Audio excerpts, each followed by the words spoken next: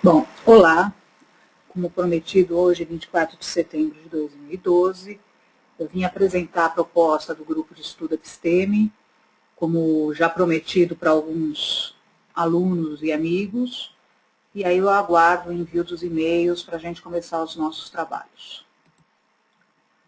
O grupo Episteme é uma tentativa da gente organizar, através de estudos com um ritmo um pouco mais tranquilo, leituras sobre grandes projetos filosóficos, que têm como pano de fundo uma preocupação ou uma influência bastante grande na confecção de algumas linhas psicológicas.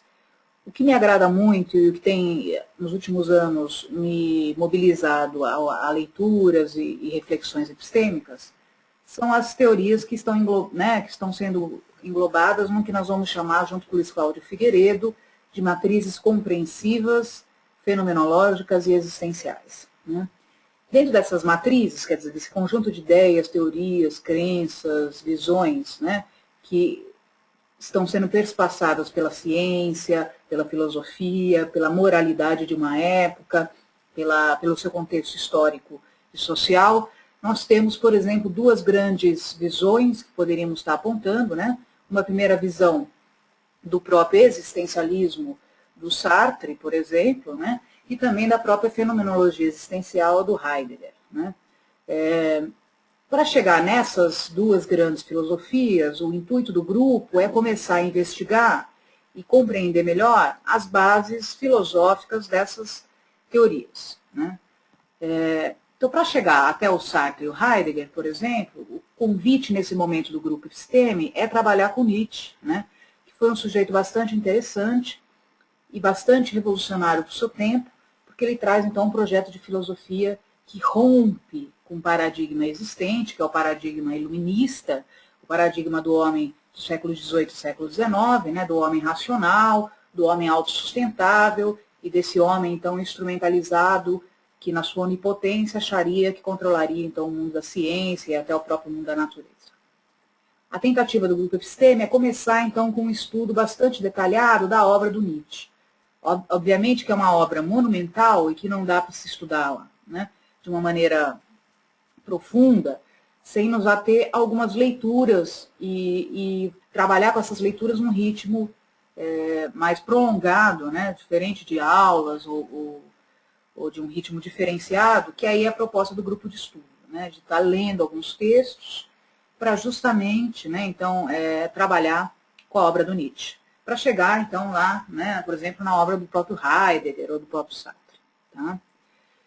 Bom, para isso, existem 4 grandes questões para se chegar na obra do Nietzsche. Primeiro, é preciso se entender a partir de quem que o Nietzsche trabalha. Quer dizer, ele trabalha a partir de algumas influências, por exemplo, dos chamados moralistas franceses do século XVI e XVII, e aí nós temos o Montaigne, por exemplo, que é um dos grandes nomes que são citados, literalmente, inclusive pelo próprio Nietzsche. Na própria literatura, a gente tem a obra do Goethe e do Dostoiévski, que também podem ser utilizadas como trampolins para o pensamento do Nietzsche.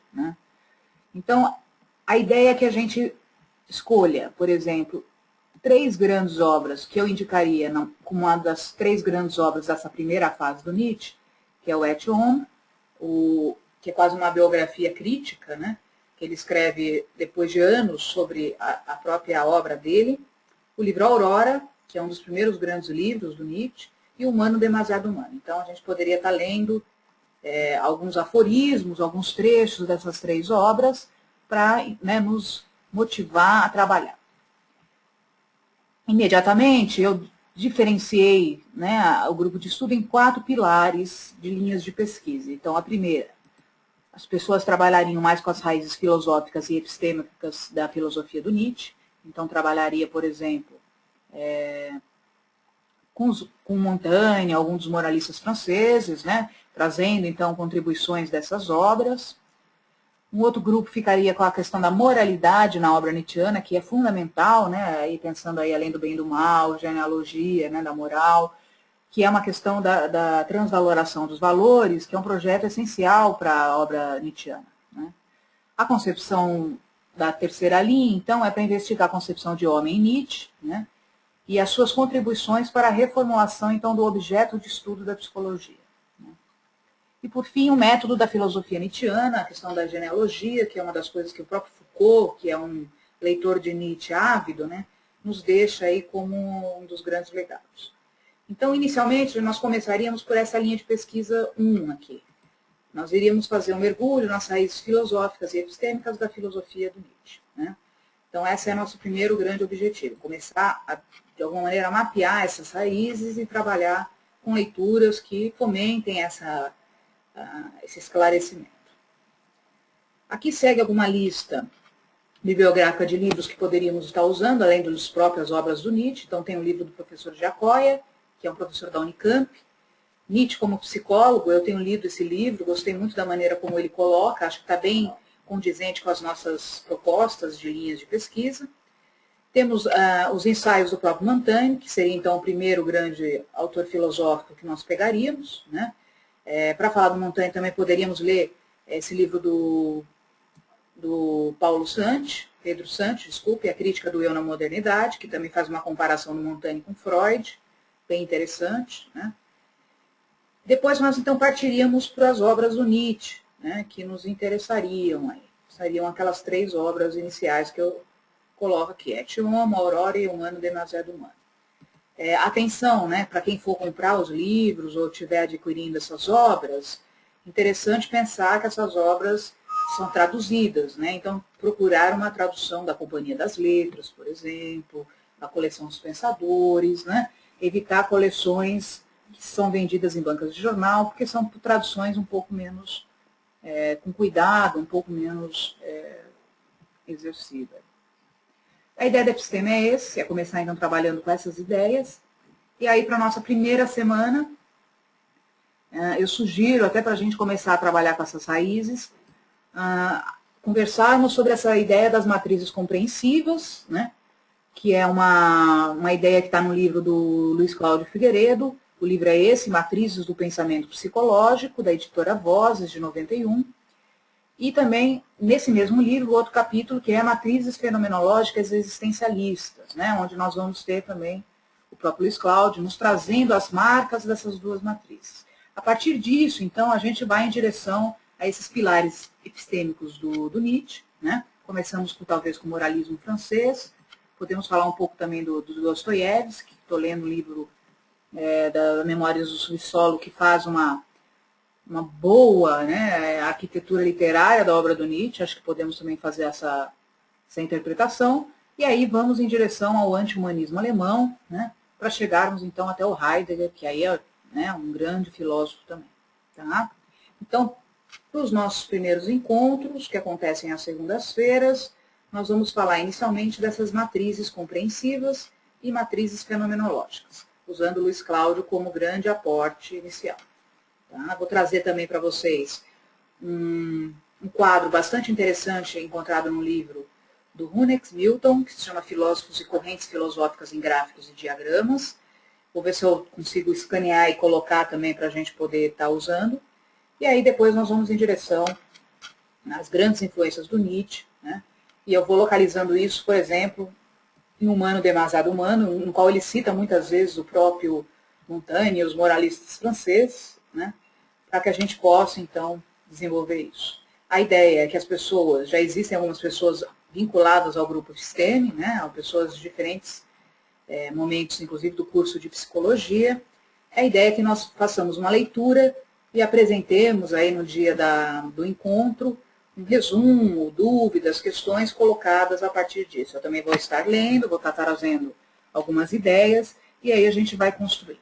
A ideia do grupo episteme é favorecer esse espaço dialógico de filosofia e epistemologia e, fundamentalmente, também proporcionar, então, uma parceria para, quem sabe, aí no futuro, possamos construir artigos científicos para a área da filosofia, da psicologia, com a contribuição dessas linhas, né, tal como a própria filosofia do Nietzsche, a filosofia do Heidegger, como que elas propiciaram para a psicologia um repensar dos seus paradigmas. Propondo, então, no século XXI, novos caminhos epistêmicos, metodológicos, né, para uma psicologia que eu costumo chamar a psicologia da vida, né? Não mais uma psicologia da mente ou uma psicologia do comportamento humano, mas a psicologia da vida. Uma psicologia que engloba, né, o ser humano como mais uma dimensão de um universo repleto de forças aí que o próprio Nietzsche vai chamar de vontade de potência, né? E aí nós vamos trabalhar bastante com essas ideias. Então convido a todos, o grupo Episteme, né, coordenado por mim aí, Fabiana Maiorino, que vai estar acontecendo agora a partir do mês de setembro de 2012, pelo menos por enquanto aí, a partir desse suporte virtual, né?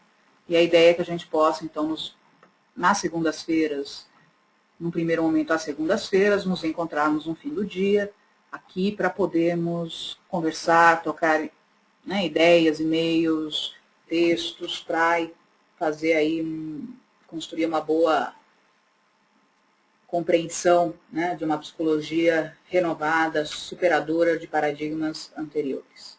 Tá bom? Eu deixo aí, então, para vocês esse convite. Mais uma vez, vou colocar aqui meu nome, né, professora Fabiana Maiorino. Aqui está o site do Morada, né, do Morada Acadêmica, onde vocês vão encontrar, inclusive, outros momentos que nós tivemos. Quem tiver interesse no grupo, por favor, enviar e-mail para o meu e-mail pessoal, fmaiorino@uol.com.br. E nós vamos estar postando, na medida do possível, algumas das nossas contribuições também no site, ou melhor, no canal, né? No nosso canal, do youtube.com/fmaiorino. Tá bom? Eu deixo com vocês aí esse convite. Espero que a gente possa, né, construir um grupo bem interessante. As pessoas que já estão, de alguma maneira,